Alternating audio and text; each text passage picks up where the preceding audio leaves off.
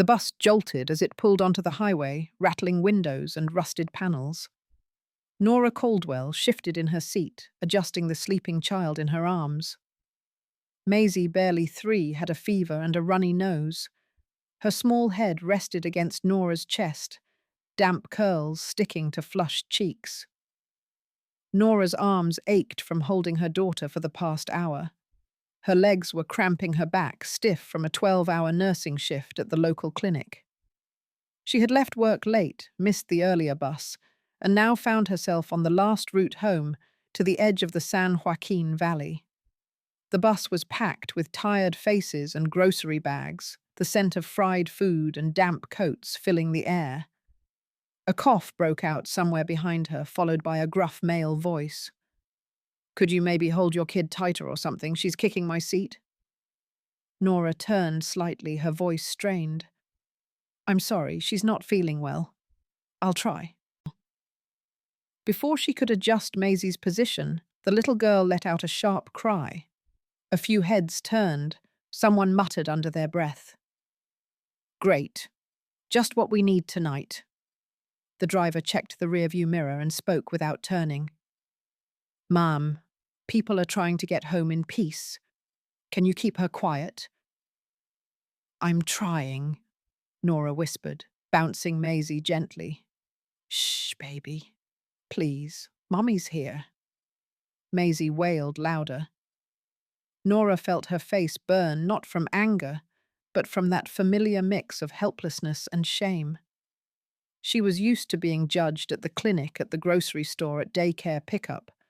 A young single mum with an overworked voice and thrift store shoes always seemed to invite opinions. Then a calm voice spoke from across the aisle. "Excuse me, may I try something?" Nora looked up, startled. The man was in his mid-30s, tall, with short chestnut hair and quiet eyes. He wore a work shirt and jeans, sleeves rolled up, a canvas bag on the seat beside him. He gave her a gentle smile. "I have nieces," he said. "Sometimes a different pair of arms helps. Just for a minute." Nora hesitated. Everything in her life had taught her not to trust strangers. Not with her daughter, not with herself. But Maisie was inconsolable.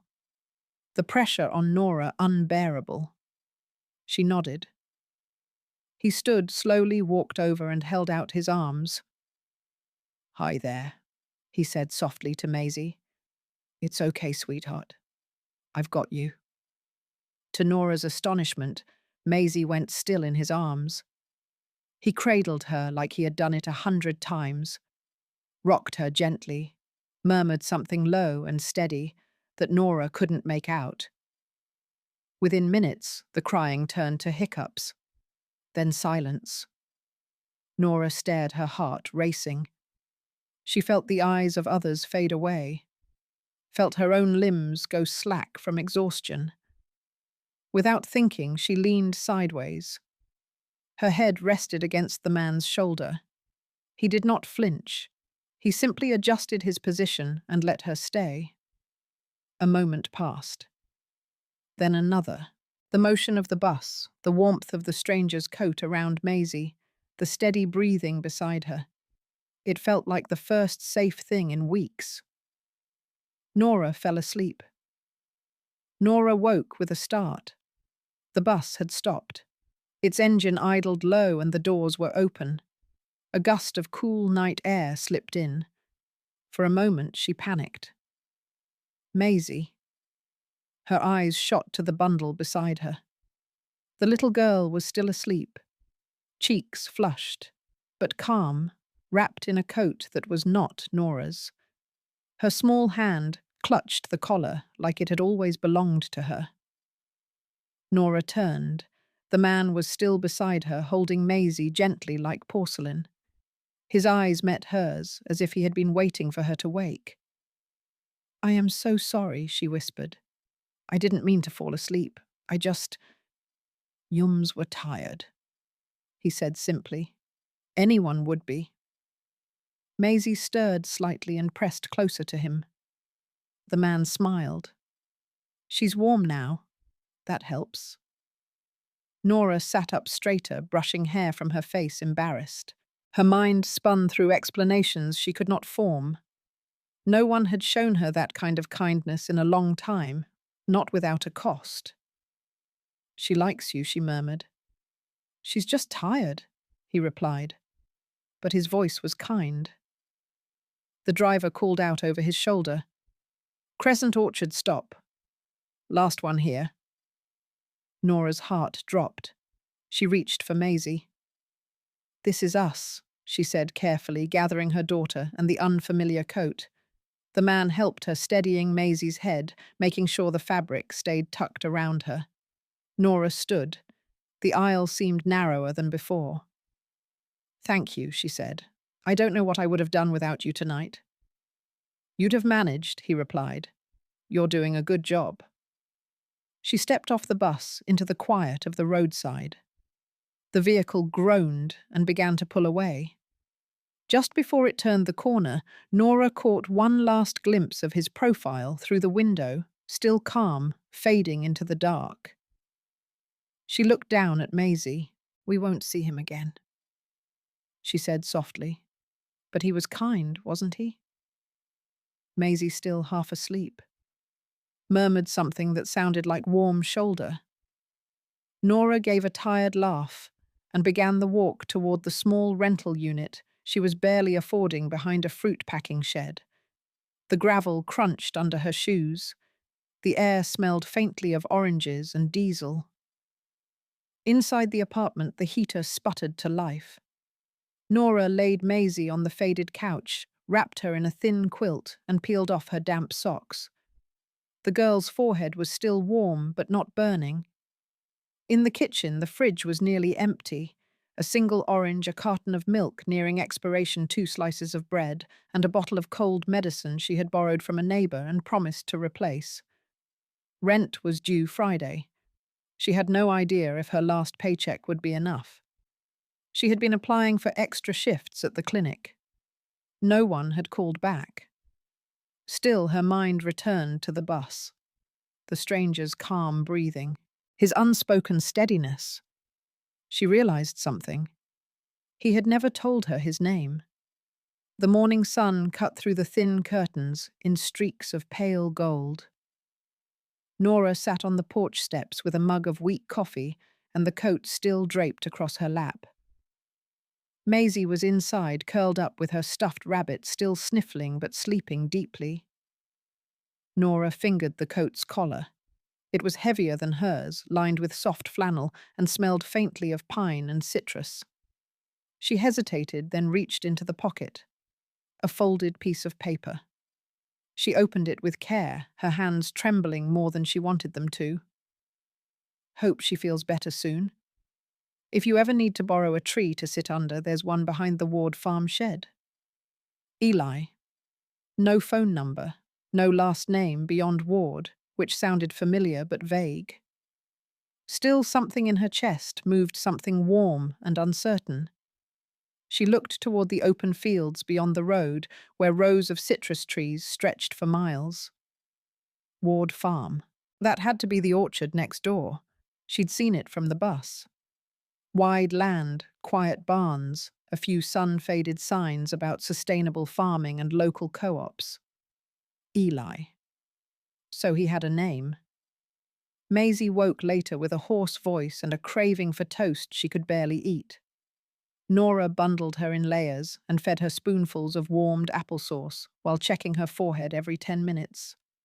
It wasn't high, but it wasn't low either. She considered going to the pharmacy in town, but the bus didn't run again until late afternoon. She thought about calling her neighbor, but the woman worked double shifts and already watched Maisie on Mondays. Then just before noon, Nora opened the door and found a paper bag on her porch.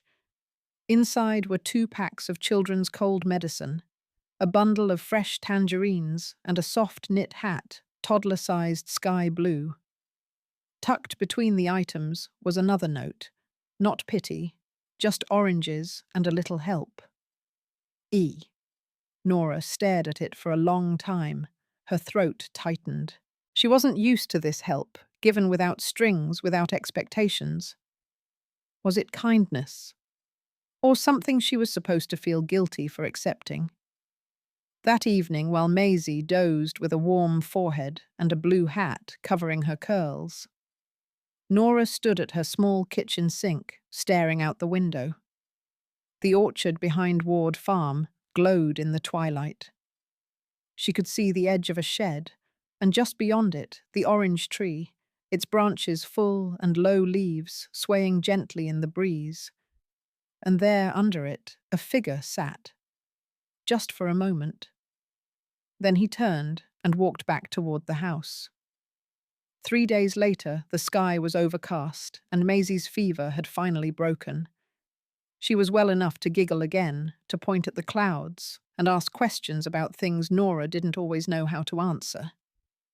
That morning, after a quiet breakfast of oatmeal and toast, Maisie looked up and asked, "Can we go see the orange tree?" Nora blinked. The tree? She asked, even though she knew exactly which one. Maisie nodded. The warm man's tree. Nora didn't correct her. They bundled up and walked across the short gravel stretch between their small rental and the orchard beyond. There was no fence, only a low row of shrubs and a worn footpath that suggested many others had passed this way before. The orange tree was taller than it looked from the window. Its branches hung low with ripe fruit leaves rustling like whispers. A wooden crate sat beneath it, with a worn flannel blanket folded on top. And Eli Ward was there trimming one of the younger saplings nearby. He looked up as they approached, but did not seem surprised. "You found it," he said, wiping his hands on the back of his jeans. "Glad." Maisie clung to Nora's leg, shy, but curious.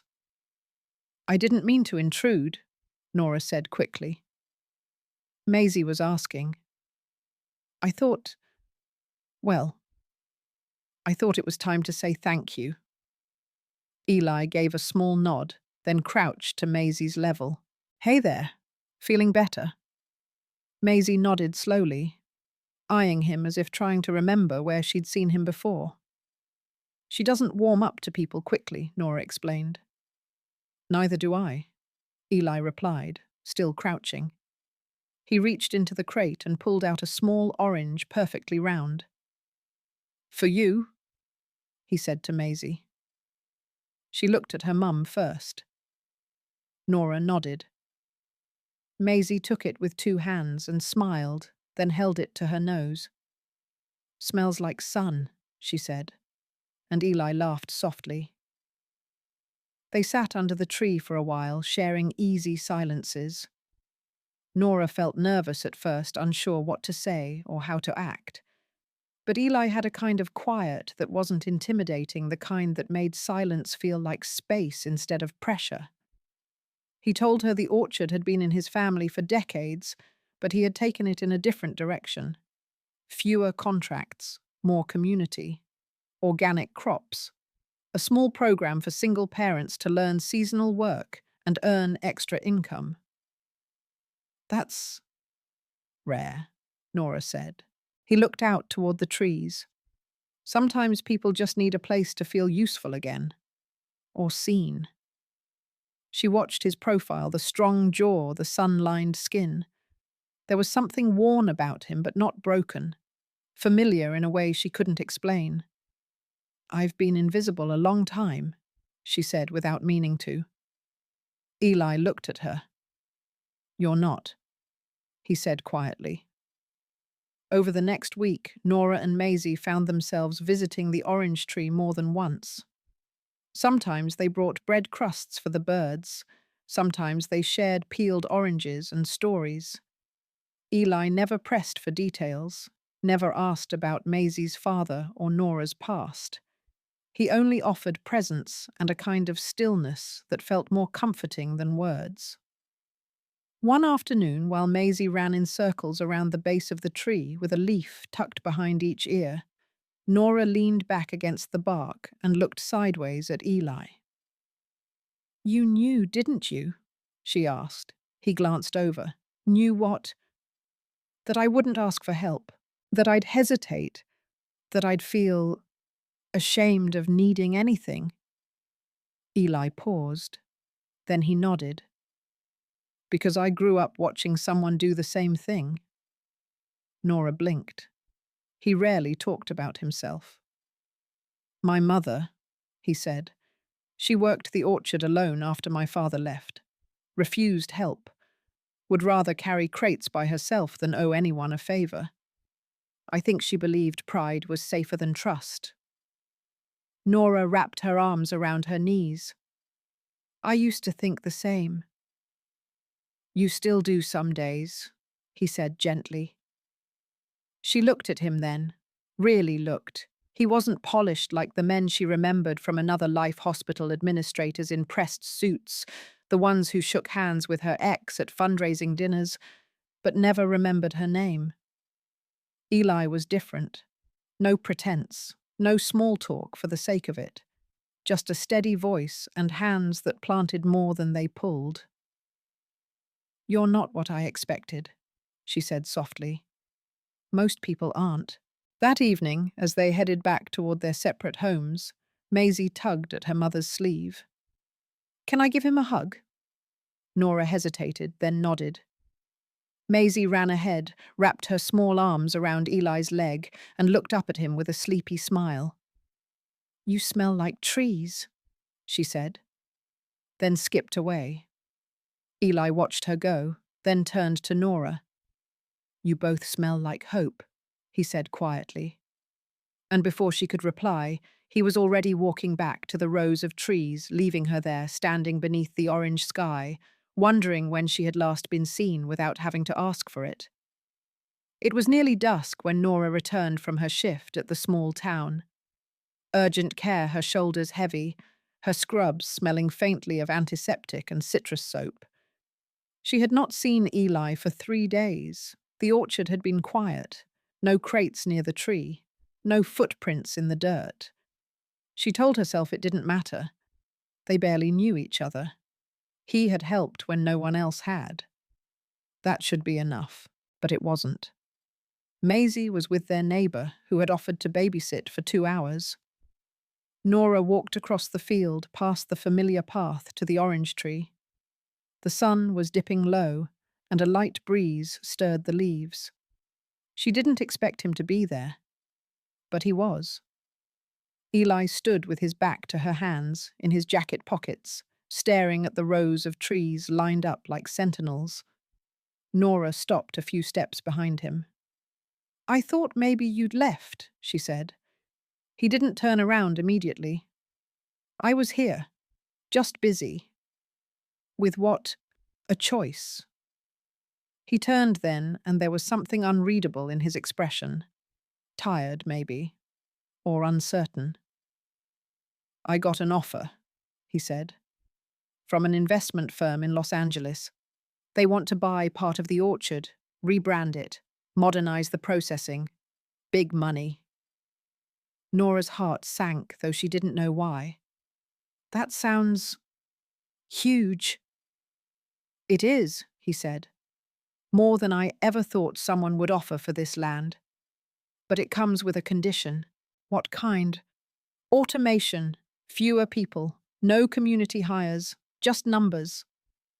Nora stepped closer. Why are you telling me this? Eli looked at her.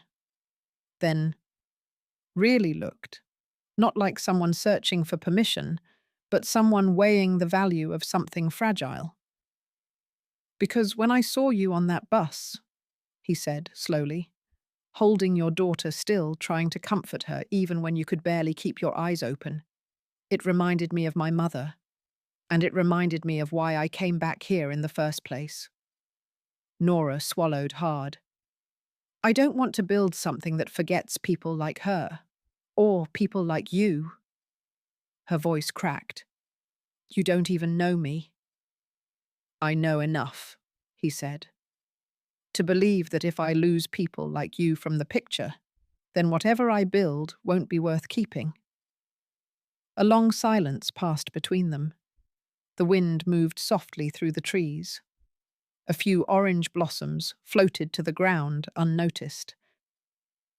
I can't be anyone's reason for staying, Nora said. I've spent too long trying to prove I don't need anyone. I don't even know how to be part of someone's plan. You don't have to be, Eli said. Just stay part of the orchard. She laughed once quietly, tears threatening behind her eyes. That's a strange way to say you care. Eli stepped closer. I care. More than I probably should. But I do. And then he did something simple. He took her hand. Not tightly. Not like a rescue. Just enough for her to feel it. Enough to know he meant it. That night, Nora sat on the floor beside Maisie's bed, brushing curls from the girl's forehead as she slept. The soft hum of the small fan in the corner did little to quiet the hum inside her chest. Eli had held her hand. Not in a way that demanded anything. Not like the men in her past, the ones who offered affection when they wanted something in return, or disappeared the moment things got hard. This was different. Steady, still. And yet she was terrified. The next morning she packed a small bag with snacks and walked with Maisie back to the orange tree. Eli wasn't there, but she wasn't surprised. She sat on the wooden crate, Maisie nibbling on crackers beside her, and stared out over the orchard.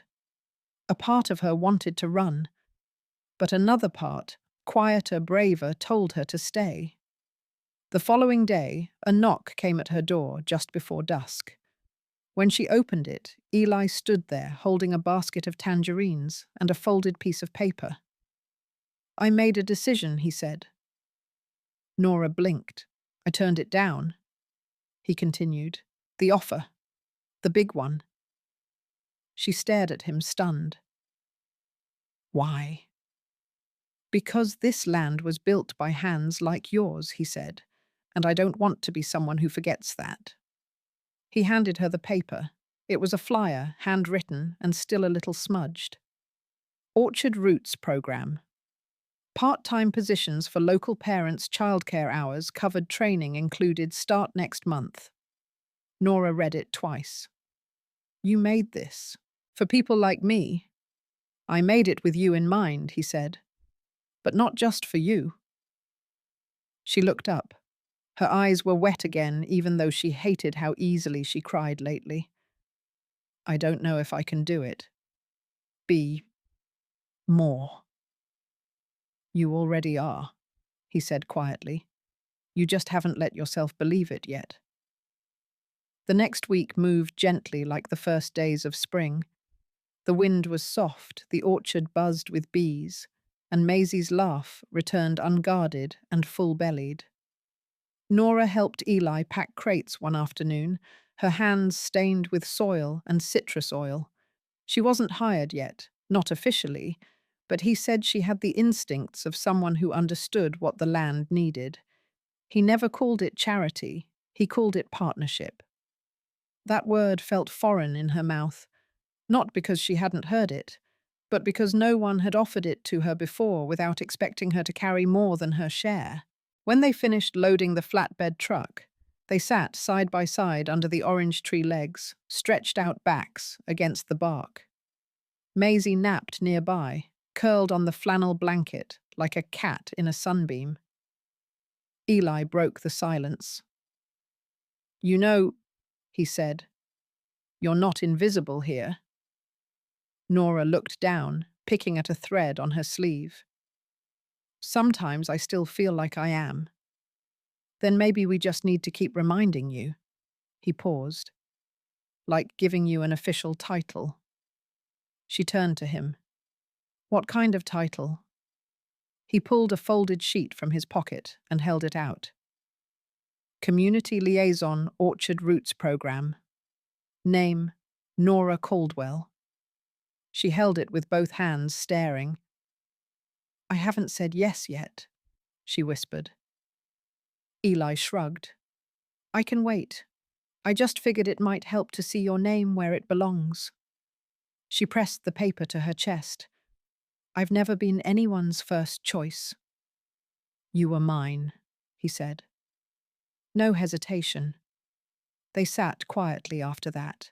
When Maisie woke, blinking at the fading light, she climbed into Nora's lap, rested her head under her mother's chin. Nora looked at Eli. I'll do it, she said. I'll say yes. He didn't grin. He didn't celebrate.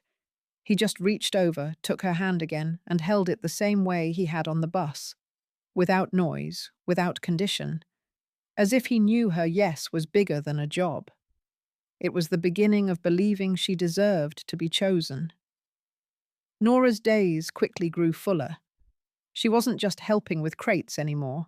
She was coordinating pickups, arranging schedules for parents who couldn't afford daycare, and drafting flyers for weekend produce stands. Her handwriting still looked unsure on the posters, but her voice when she used it carried more weight than she remembered. The town began to notice. At the co-op board meeting, a vendor she barely knew said, "You're the one from Ward Farm, right? The one running that Roots program." Nora looked over her shoulder before realizing they meant her. "Yes," she answered, and the word tasted good.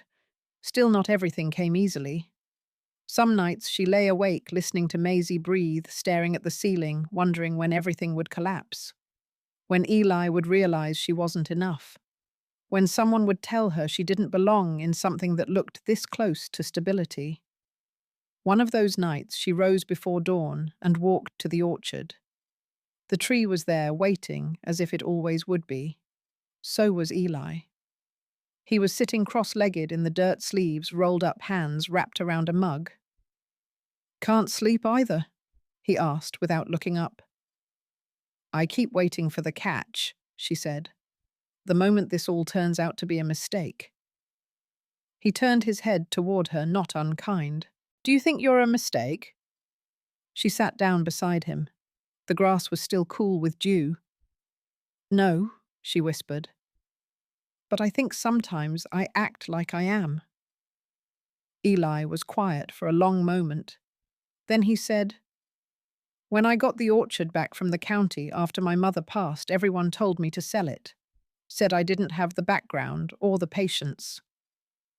"You didn't sell," Nora said. "No, I stayed, even when I wasn't sure I deserved to." He looked at her.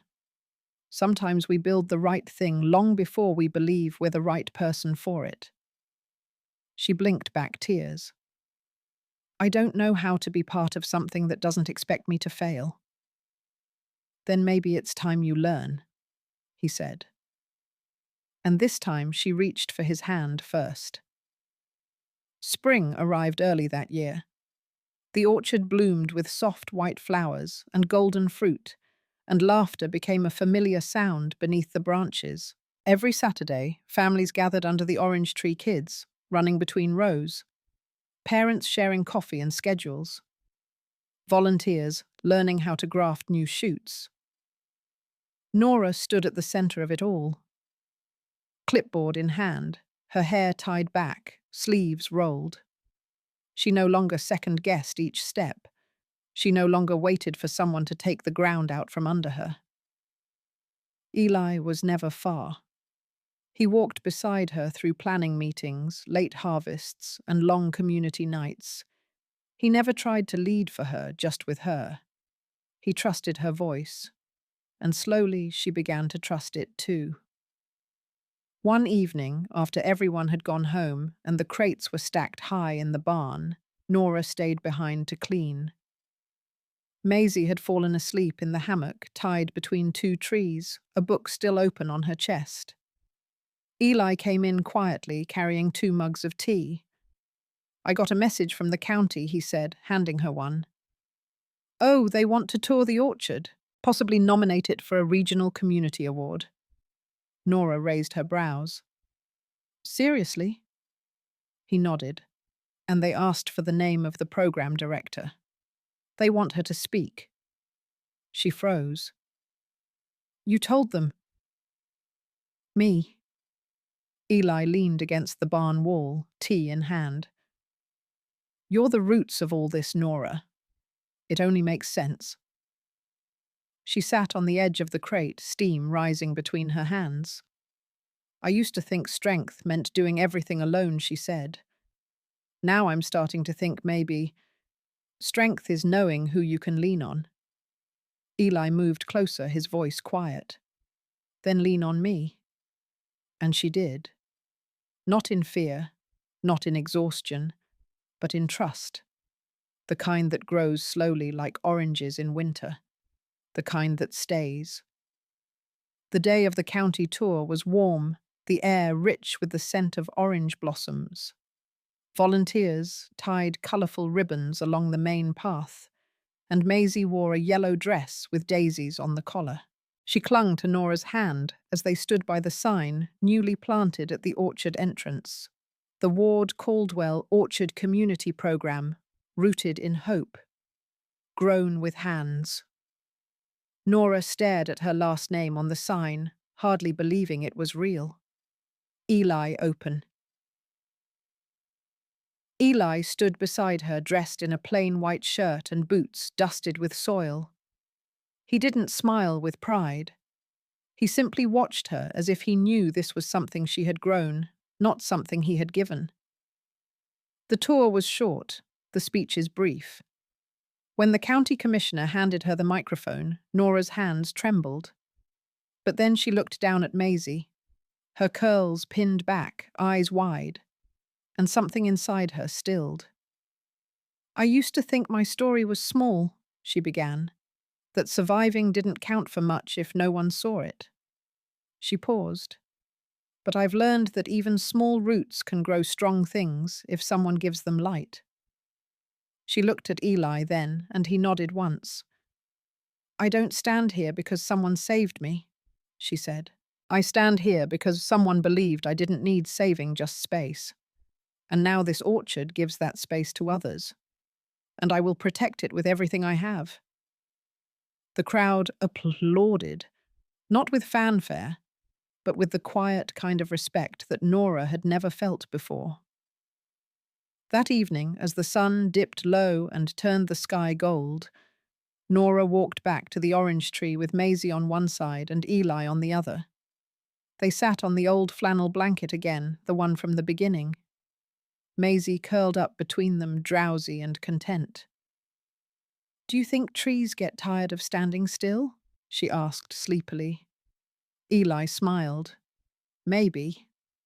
But I think they know they're doing something important. Nora laughed softly, brushing hair from Maisie's forehead.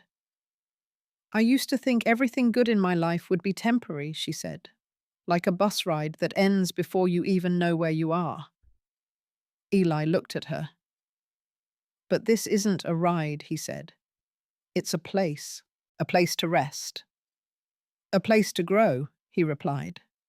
He reached into his pocket and pulled out a small box, plain wooden smooth.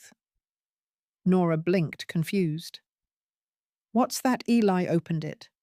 Inside was a key. To the old tool shed by the Westfield, he said. I thought maybe it could be yours, for anything you need, or want to build. Nora held the key in her hand. Not a ring, not a grand gesture, just a piece of something she belonged to. I think this might be the first thing I've ever truly owned, she said, eyes stinging. Eli placed his hand over hers. You own more than you know. Maisie stirred and whispered, half asleep. This is home, right? Nora looked at her, then at Eli, then at the field bathed in golden light. Yes, baby, she said. This is home. And as the wind rustled gently through the branches above the orange tree, stood tall, sheltering them all, a reminder that not all love arrives loudly. Some love grows quietly and stays.